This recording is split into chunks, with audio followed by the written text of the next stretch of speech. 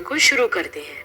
प्रियो, भजन संहिता 91 में ऐसा लिखा है कि जो परम प्रधान के छाए हुए स्थान में बैठा रहे वह सर्वशक्तिमान की छाया में ठिकाना पाएगा। मैं यहोवा के विषय कहूंगा, वह मेरा शरण स्थान और गण है।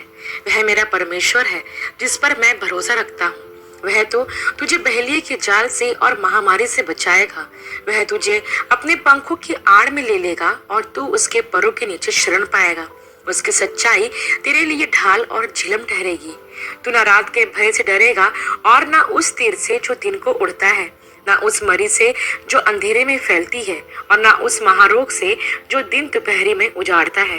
तेरे निकट 1000 और तेरे दाहिनी ओर 10,000 गिरेंगे, परंतु वह तेरे पास ना आएगा। परंतु तू अपनी आंखों की दृष्टि करेगा और दुष्टों के अंत को देखेगा। हे यहोवा, तू मेरा शरण स्थान ठहरा है। तूने जो परम प्रधान को अपना धाम मान लिया है, इसलिए कोई विपत्ति तुझ पर ना पड़ेगी, ना कोई दुख तेरे डेरे के निकट आएगा, क्योंकि वह अपने दूतों को तेरे निमित्त आज्ञा देगा कि जहाँ कहीं तू जाए वे तेरी रक्षा करे। वे तुझको हाथों हाथ उठा लेंगे, ऐसा ना हो कि तेरे पांवों में पत्थर से ठेस लगे। तू सिंह और नाग को कुचलेगा, तू जवान सिंह और अजगर को लताड़ेगा। उसने जो मुझसे स्नेह किया है, इसलिए मैं उसको छुड़ाऊंगा। मैं उसको ऊंचे स्थान पर रखूंगा, क्योंकि उसने मेरे नाम को जान लिया है।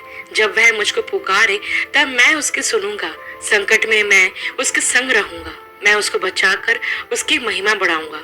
मैं उसको दीर्घायु से तृप्त करूंगा और अपने किए हुए उद्धार का दर्शन दिखाऊंगा। प्रियो, भजन संहिता 91 एक प्रसिद्ध भजन है जो परमेश्वर की सुरक्षा की बात करता है। यह पवित्र शास्त्र का वो अध्याय है जिसे कोविड-19 महामारी के दौरान सबसे अधिक पढ़ा गया था। इसका कारण यह है कि इस भजन में बीमारी और विपत्ति के बारे में परमेश्वर की सुरक्षा का वायदा किया गया है। दूसरा कारण यह है कि यह भजन किसी भी समय या किसी भी आपदा में हमें परमेश्वर के वायदे को स्मरण कराता है। यही नहीं प्रियो, यह एक ऐसा भजन भी है जिसका अतीत में दुरुपयोग किया गया और गलत व्याख्या भी की गई है। इसलिए हमें ध्यान पूर्वक इस भजन को समझना बहुत जरूरी है। प्रियो, यह भजन आपदा या विपत्ति के समय 4 चीजें सिखाता है जिसे हम इस वीडियो में देखेंगे। पहला है कि परमेश्वर पर भरोसा रखें। दूसरा, विपत्ति के समय डरे नहीं। तीसरा है कि परमेश्वर की ओर देखें और चौथा है कि हम परमेश्वर के प्रेम में विश्राम करें। तो आइए प्रियो, हम एक एक करके सब बातों को समझेंगे। सबसे पहली बात जो भजन 91 हमें सिखाता है वह यह है कि विपत्ति के समय हमें परमेश्वर पर भरोसा रखना चाहिए। जैसा कि इस अध्याय के पहले और दूसरे वचन में लिखा है कि जो परम प्रधान के छाए हुए स्थान में बैठा रहे वह सर्वशक्तिमान की छाया में ठिकाना पाएगा। मैं यहोवा के विषय कहूंगा, वह मेरा शरण स्थान और गण है। वह मेरा परमेश्वर है जिस पर मैं भरोसा रखता हूँ। प्रियो, जब कभी भी हम पर कोई विपत्ति आए या फिर हमें किसी आपदा का सामना करना पड़े तो सबसे पहले हमें परमेश्वर पर भरोसा रखना आवश्यक है, क्योंकि यही सब कुछ है। यदि आप परमेश्वर की सुरक्षा का अनुभव करना चाहते हैं तो इसकी शुरुआत परमेश्वर पर भरोसा करने से होती है। इस भजन में भजनकार ने यहोवा को अपना शरण स्थान कहा है, एक ऐसा स्थान जहां हम अपने आप को सुरक्षित महसूस करते हैं। यही नहीं, वचन 1 में भजनकार कहता है जो परम प्रधान के छाए हुए स्थान में बैठा रहे वह सर्वशक्तिमान की छाया में ठिकाना पाएगा। अब यहाँ बैठा रहे शब्द यह दर्शाता है कि जब कोई स्थायी रूप से परमेश्वर की शरण लेता है वह परमेश्वर की छाया में आराम पाएगा। अब यहाँ पर हमें यह भी समझना है कि जब हम कड़ी धूप का सामना करते हैं तो हमें छाया की तलाश होती है और धूप की तपन से बचने के लिए हम किसी ऐसे स्थान पर जाते हैं जहाँ पर छाया हो। ठीक उसी तरह इस संसार में जब हम मुसीबतों का सामना करते हैं और कठिन परिस्थितियों में से होकर गुजरते हैं तब परमेश्वर की छाया ही हमें सुकून और आराम देती है। इसके बाद हम भजन 91 के 3 और 4 वचन को देखते हैं जहाँ लिखा है कि वह तुझे बहेलिये के जाल से और महामारी से बचाएगा। वह तुझे अपने पंखों की आड़ में ले लेगा और तू उसके परों के नीचे शरण पाएगा। उसकी सच्चाई तेरे लिए ढाल और झिलम ठहरेगी। यहाँ हम परमेश्वर की एक और प्रतिज्ञा को देखते हैं प्रियो, जिसमें वो हमें आश्वासन देते हैं कि हमें डरने की कोई जरूरत नहीं है, क्योंकि वो हमें अपने पंखों की आड़ में छिपा लेगा। कहने का मतलब यह है कि हमारा परमेश्वर एक पक्षी की तरह हमें सुरक्षा प्रदान करता है। जैसे एक पक्षी अपने बच्चों को अपने पंखों की आड़ में छुपा लेता और अपने बच्चों को हानि पहुंचने से बचाता है, ठीक वैसे ही परमेश्वर भी हमें हर हानि और मुसीबतों से बचाते हैं। प्रियो, प्रभु यीशु ने क्रूस पर अपना जो लहू बहाया, वो लहू हमारे लिए एक ढाल या कवच है, जिसके कारण शैतान हमारा कुछ बिगाड़ नहीं सकता। परमेश्वर ने अपने पुत्र प्रभु यीशु मसीह के लहू के द्वारा हमें अपनी सुरक्षा दी, ताकि शैतान और पाप हमें कुछ हानि ना पहुंचा सके। प्रियो, जब कभी हम पर कोई विपत्ति आए या फिर जब हमें किसी आपदा का सामना करना पड़े, उस समय आपको डरने या भयभीत होने की कोई आवश्यकता नहीं है, क्योंकि परमेश्वर आपको अपने पंखों की आड़ में लिए हुए है और वो आपको कुछ भी हानि नहीं होने देगा।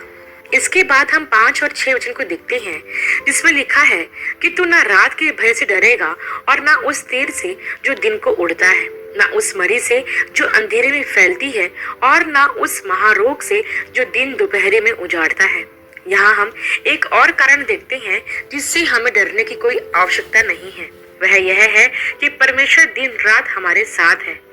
प्रियो, हमारा परमेश्वर ना सिर्फ हमें अपने पंखों की आड़ में ले लेता है, बल्कि वो हर परिस्थिति में हर समय हमारे साथ रहता है।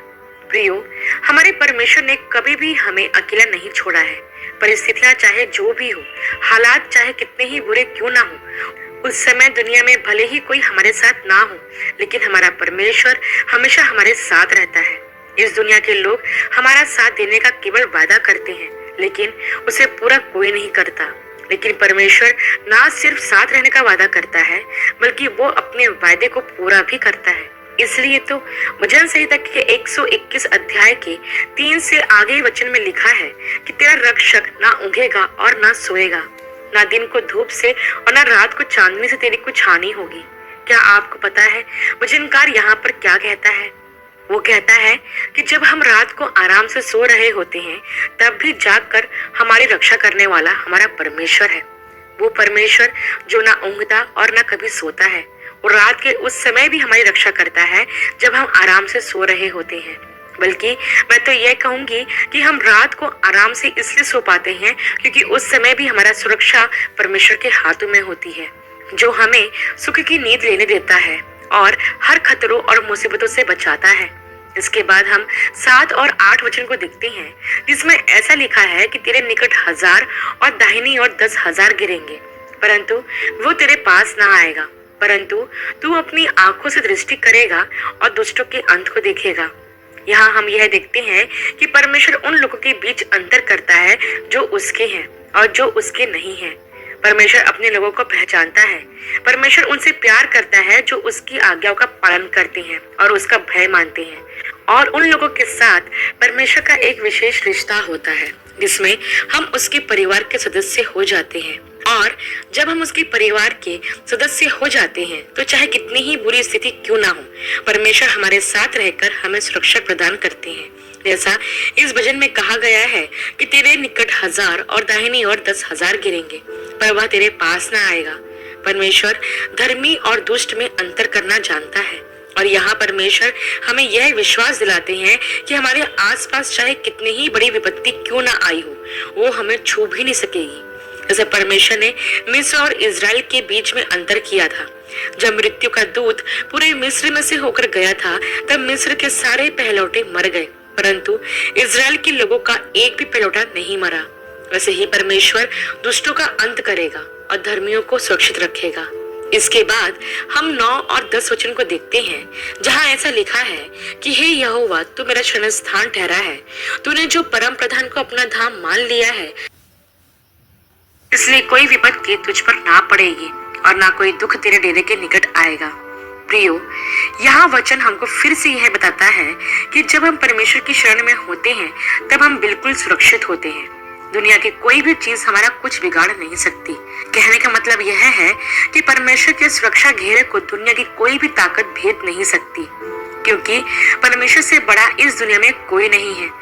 लेकिन यह भी ध्यान रखिए प्रियो कि इस दुनिया में हमारे दिन गिने हुए हैं और परमेश्वर हमारे जन्म का दिन और मृत्यु का दिन जानता है। जब तक हम उसके ठहराए हुए काम को नहीं कर लेते, तब तक हमारा कोई कुछ बिगाड़ नहीं सकता है।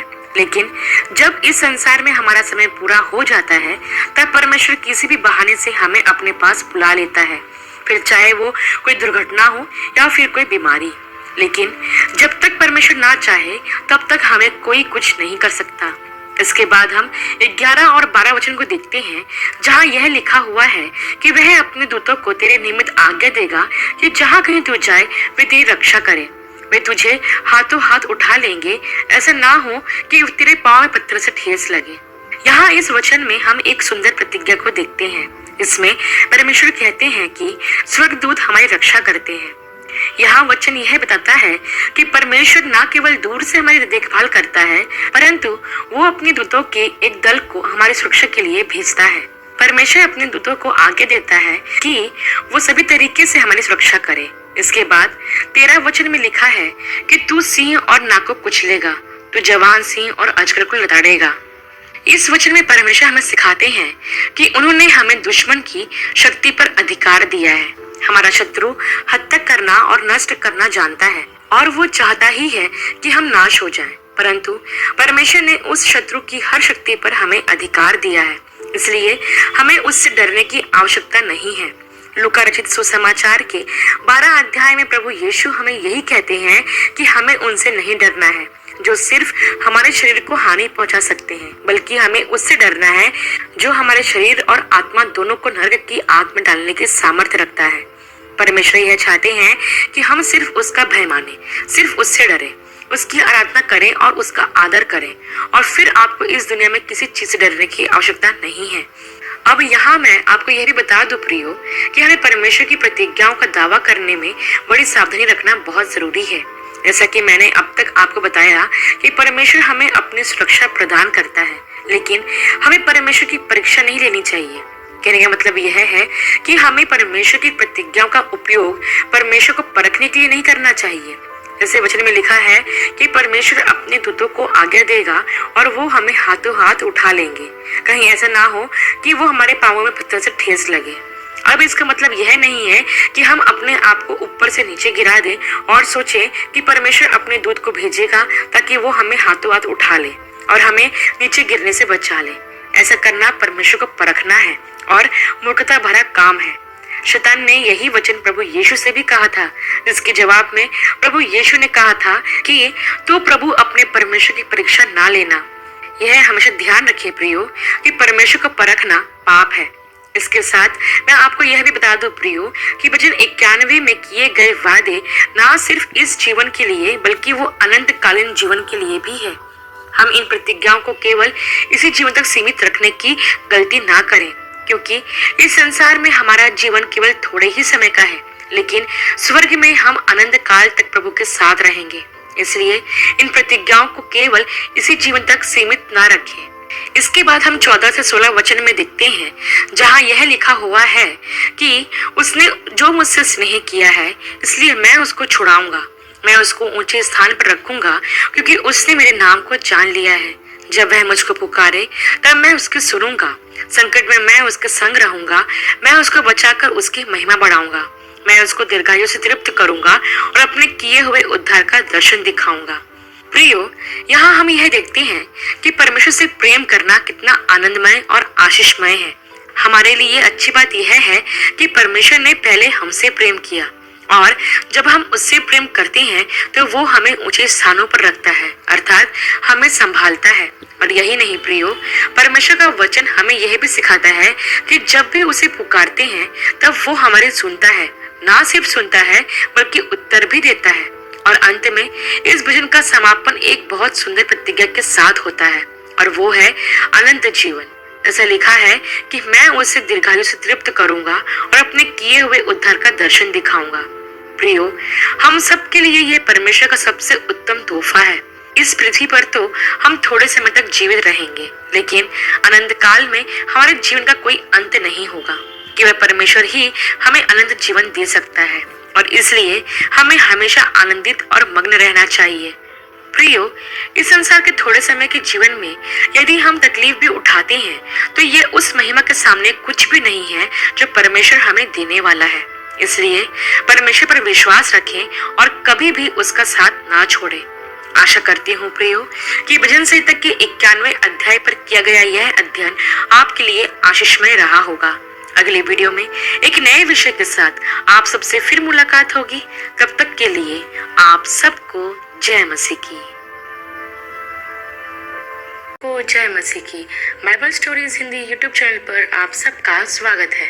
आज मैं आपको भजन संहिता के 23 अध्याय के बारे में बताने वाली हूँ, जिसे आप भजन संहिता की पुस्तक में पढ़ सकते हैं। इससे पहले भजन संहिता के 23 अध्याय में 1 से 6 वचन तक यह लिखा है कि यहोवा मेरा चरवाहा है, मुझे कुछ घटी ना होगी। वह मुझे हरी हरी चराइयों में बिठाता है, वह मुझे सुखदाई जल के झरने के पास ले चलता है, वह मेरे जी में जी ले आता है। धर्म के मार्गों में वह अपने नाम के निमित्त मेरी अगुवाई करता है। चाहे मैं घोर अंधकार से भरी हुई तराई में होकर चलूं, तो भी हानि से ना डरूंगा, क्योंकि तू मेरे साथ रहता है। तेरे सोटे और तेरे लाठी से मुझे शांति मिलती है। तू मेरे सताने वालों के सामने मेरे लिए मेज बिछाता है। तूने मेरे सिर पर तेल मला है, मेरा कटोरा उमड़ रहा है। निश्चय भलाई और करुणा जीवन भर मेरे साथ साथ बनी रहेगी, और मैं यहोवा के धाम में सर्वदा वास करूंगा। प्रियो, भजन संहिता का 23 अध्याय बहुत ही प्रचलित और बहुत ही पसंद किया जाने वाला भजन है। इस भजन को हर कोई अपनी प्रार्थना में दोहराता है, क्योंकि इस भजन में परमेश्वर की सुरक्षा और सहायता का एहसास होता है। आज हम इसी भजन को विस्तार पूर्वक समझने का प्रयास करेंगे और जानेंगे कि परमेश्वर इन वचनों के द्वारा हमें क्या सिखाना चाहते हैं। सबसे पहले हम इस अध्याय के एक वचन को देखते हैं, जहाँ लिखा है कि यहोवा मेरा चरवाहा है, मुझे कुछ घटी ना होगी। यहाँ भजन का लिखने वाला राजा दाऊद परमेश्वर की तुलना एक चरवाहे के रूप में करता है और स्वयं को भेड़ के रूप में मानता है। प्रियो, जैसा कि आप जानते हैं कि इससे पहले दाऊद राजा बनता और सिंहासन पर बैठता, वह भेड़ बकरियां चराने वाला एक चरवाहा था और पिता की भेड़ बकरियों को चराया करता था। कहने का मतलब है कि वो एक चरवाहा था, और एक चरवाहा अपनी भेड़ों के लिए क्या क्या करता है यह उसे अच्छे से पता था। अपने जीवन के अनुभव से उसने परमेश्वर के कार्यों का वर्णन अपने शब्दों में किया, जिसमें उसने पाया कि हमारा परमेश्वर भी एक अच्छे चरवाहे की तरह हमारी सुधि लेता है और हमें किसी बात की घटी नहीं होने देता। प्रियो, एक चरवाहा अपनी भेड़ों की चिंता करता है। उसे इस बात की फिक्र होती है कि कहीं उसकी भेड़ों को किसी बात की घटी तो नहीं हो रही है। ठीक उसी तरह हमारा परमेश्वर हमारी भी चिंता करता है। वह हमारा चरवाहा है और वो हमेशा इस बात का ख्याल रखता है कि हमें किसी बात की घटी तो नहीं है। प्रियो, मेरी तरह शायद आपने भी इस बात का अनुभव किया होगा कि हमारा परमेश्वर हमारी हर एक जरूरतों को समय पे पूरा करता है। आपने देखा होगा कि हमारे जीवन के लिए जो भी आवश्यक चीजें होती हैं, परमेश्वर उसका प्रबंध कर देता है। ऐसी कोई आवश्यक वस्तु नहीं है जिसे परमेश्वर ने हमें नहीं दिया हो। हमारा परमेश्वर हमारी हर जरूरत जानता है और वो उसे पूरी भी करता है। इसलिए तो दाऊद कहता है कि वो मुझे किसी भी बात की घटी नहीं होने देता। मेरा विश्वास है कि दाऊद की तरह आपका भी यही अनुभव होगा। इसके बाद दूसरे वचन में लिखा है कि वह मुझे हरी हरी चराइयों में बिठाता है, वह मुझे सुखदाई जल के झरने के पास ले चलता है। प्रियो, यह वचन हमें परमेश्वर के प्रबंध के बारे में बताता है। अच्छा चरवाहा जानता है कि भेड़ों को कोमल और हरी घास पसंद होती है, इसलिए वो उन्हें ऐसे स्थानों पर ले जाता है जहाँ हरी और कोमल घास होती है।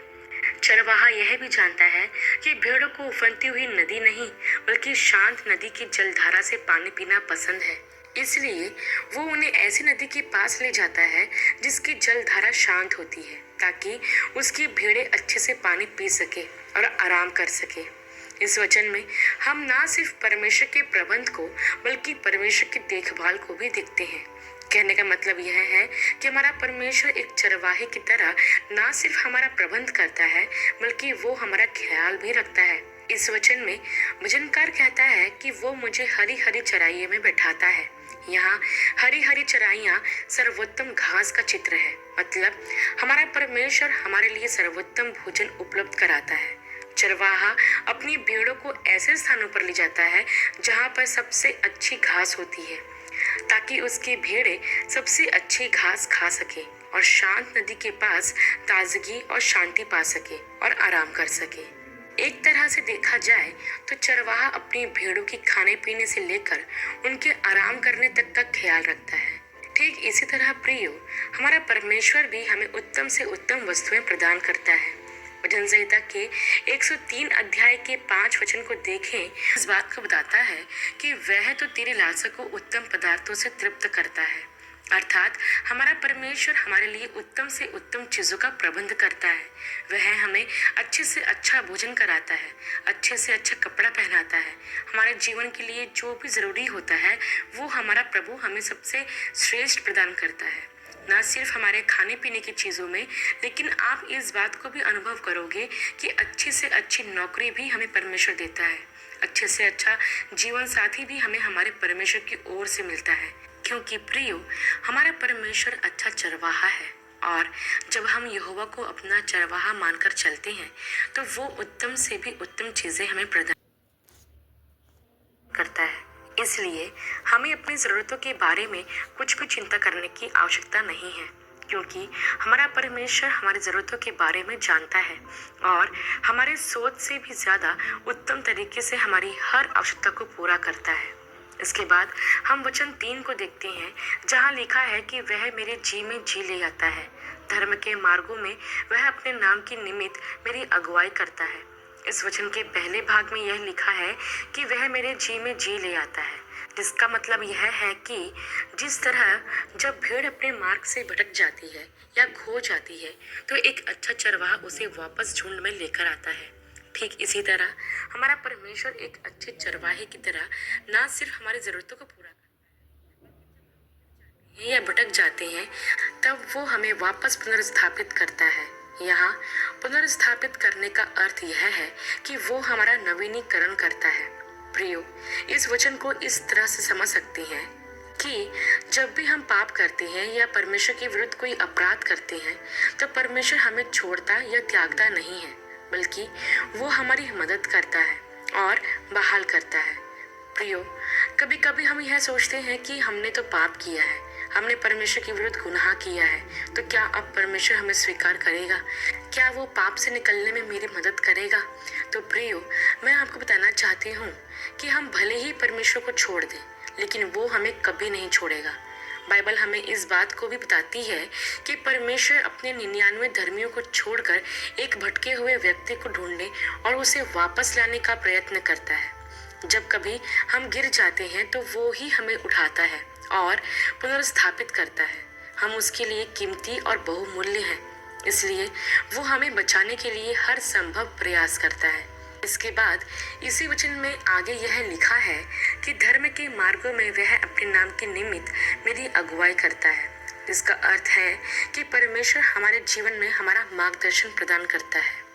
प्रियो, यदि आपने भेड़ों के चरवाहे को देखा होगा तो आपने यह पाया होगा कि चरवाहा भेड़ों के आगे आगे चलता है और उन्हें दिशा दिखाता है। वह उन्हें उस राह पर लेकर चलता है जिस पर उन्हें चलना चाहिए। चरवाहा भेड़ों के आगे आगे चलकर उनके लिए अच्छी और हरी भरी जगह तलाशता है जिसमें वो अपनी भेड़ों को लेकर जा सके। ठीक इसी तरह हमारा परमेश्वर हमारे आगे आगे चलता और हमारा मार्गदर्शन करता है। इस संसार में हम नहीं जानते कि कौन सा रास्ता हमारे लिए सही है, और हम यह भी नहीं जानते कि जिस रास्ते पर हम चल रहे हैं उसका अंत क्या है, लेकिन हमारा प्रभु सब जानता है और वो हमको उसी रास्ते पर लेकर चलता है जो हमारे लिए सही है। प्रियो, यहाँ मैं आपको कुछ बताना चाहती हूँ कि वर्तमान समय की युवा पीढ़ी इस संसार में भटक रही है।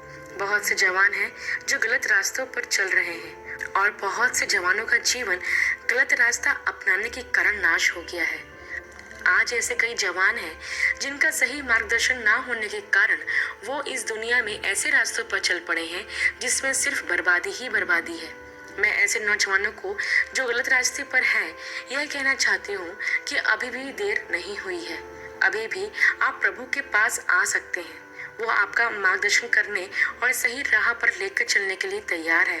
साथ ही मैं आप सभी से भी यह कहना चाहती हूँ कि अपने जीवन में हमेशा परमेश्वर के मार्गदर्शन में ही आगे बढ़े। अपने जीवन के महत्वपूर्ण निर्णयों में परमेश्वर की अगुवाई जरूर मांगे और उससे प्रार्थना करें कि वो एक सही निर्णय लेने में आपका मार्गदर्शन करे। ताकि आप एक सही राह पर आगे बढ़ सके। क्योंकि प्रियो, हमारे बारे में हमसे बेहतर हमारा परमेश्वर जानता है। इसलिए एक भेड़ की तरह हमेशा अपने चरवाहे का अर्थात परमेश्वर का अनुसरण करें, क्योंकि वो ही धर्म के मार्गों में अपने नाम के निमित्त आपकी अगुवाई करता है। इसके बाद हम वचन 4 को देखते हैं, जहाँ यह लिखा है कि चाहे मैं घोर अंधकार से भरी हुई तराई में होकर चलूं, तो अभी हानि से ना डरूंगा, क्योंकि तू मेरे साथ रहता है। तेरे सोंठे और तेरी लाठी से मुझे शांति मिलती है। प्रियो, यह वचन हमें इस बात को सिखाता है कि जैसे भेड़ें जब चराइयों की ओर निकलती हैं, तो कई बार मार्ग में उन्हें खतरनाक स्थानों से होकर गुजरना पड़ता है।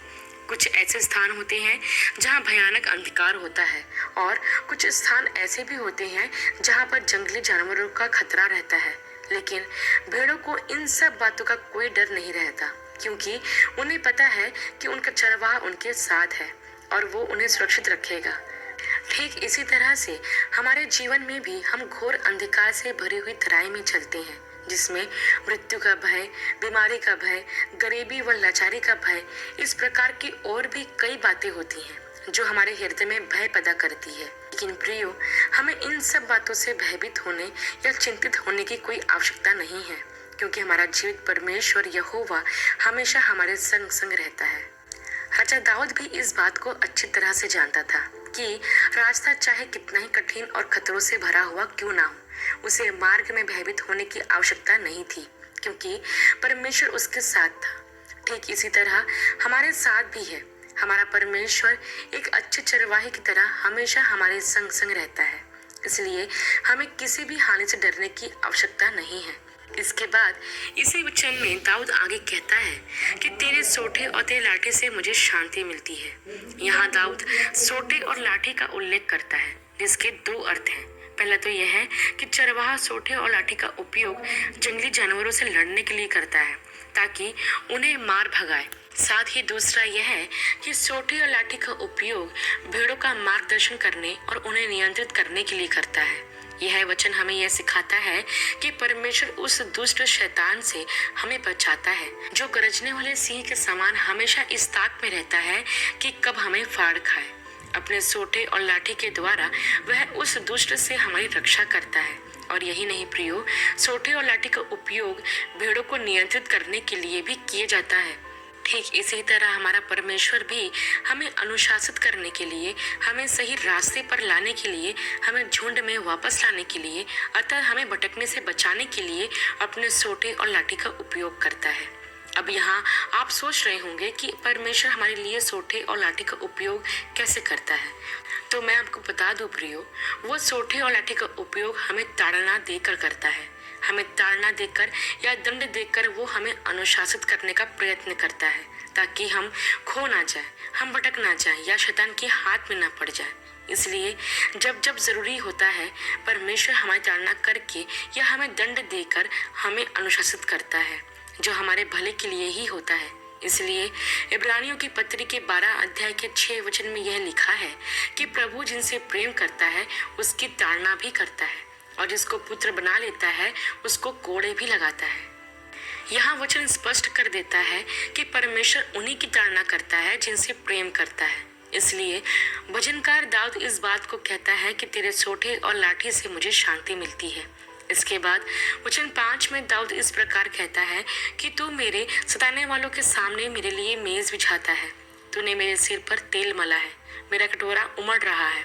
इस वचन का अर्थ यह है कि हमारे चारों ओर हमारे दुश्मन हमें घेरे रहते हैं। वो हमें कष्ट और नुकसान पहुंचाना चाहते हैं, लेकिन उन दुश्मनों के होते हुए भी परमेश्वर हमें शांति के साथ भोजन करने देता है, क्योंकि हमारे उन शत्रुओं से हम नहीं, हमारा परमेश्वर लड़ता है। क्योंकि युद्ध हमारा नहीं लेकिन परमेश्वर का है। इसके बाद वचन में लिखा है कि तूने मेरे सिर पर तेल मला है, मेरा कटोरा उमड़ रहा है। उस समय तेल का मलना इस बात को दर्शाता था कि किसी के घर में आया हुआ अतिथि उनके लिए कितना महत्व रखता है। परमेश्वर का दास दाऊद हमें यह बताने का प्रयास करता है कि हम परमेश्वर के लिए बहुत मूल्यवान हैं। हम परमेश्वर के लिए इतने कीमती हैं कि उसने हमें बचाने के लिए अपने इकलौते बेटे को इस संसार में भेज दिया, ताकि वो हमारे बदले क्रूस पर मरकर हमें हर गुनाह से आजाद करा दे। इसके बाद वचन में लिखा है कि मेरा कटोरा उमड़ रहा है। यह वचन परमेश्वर की आशीषों की प्रचुरता को प्रकट करता है। ना सिर्फ हम परमेश्वर के लिए अनमोल हैं, बल्कि वो हमें भरपूर और उत्तम आशीष देता है। इसके बाद अंतिम वचन में लिखा है कि निश्चय भलाई और करुणा जीवन भर मेरे साथ साथ बनी रहेगी। इसका अर्थ यह है कि हम जहाँ भी जाएंगे और जहाँ भी रहेंगे, परमेश्वर की कृपा और भलाई हमारे साथ हमेशा रहती है। हमारे शत्रु भले ही हमें नुकसान पहुंचाने का प्रयास करें, लेकिन परमेश्वर उसमें से भी हमारे लिए भलाई को निकालता है और अपनी कृपा को हम पर बनाए रखता है। और अंत में वचन में लिखा है, मैं यहोवा के धाम में सर्वदा वास करूंगा। प्रियो, यह हमारे लिए कितनी अच्छी बात है कि हमारा अंतिम गंतव्य स्थान परमेश्वर का धाम है। एक स्थान जहाँ पर हमारे परमेश्वर की पवित्र उपस्थिति रहती है और हम उसकी उपस्थिति में सदा काल तक वास करेंगे। एक ऐसा स्थान जहाँ पर परमेश्वर की शांति होगी, परमेश्वर का आराम होगा और परमेश्वर हमारा राजा और हम उसकी प्रजा होंगे। प्रियो, कितनी मनोहर और उत्तम बात है कि हमारा परमेश्वर यहोवा हमारा चरवाहा है और जीवन के मार्ग में हमारी अगुवाई करता है। आइए हम उस अच्छे चरवाहे का अनुसरण करें। आशा करती हूँ प्रियो कि भजन संहिता के 23 अध्याय पर किया गया यह अध्ययन आपके लिए आशीषमय रहा होगा। अगले वीडियो में एक नए विषय के साथ आप सबसे फिर मुलाकात होगी। तब तक के लिए आप सबको जब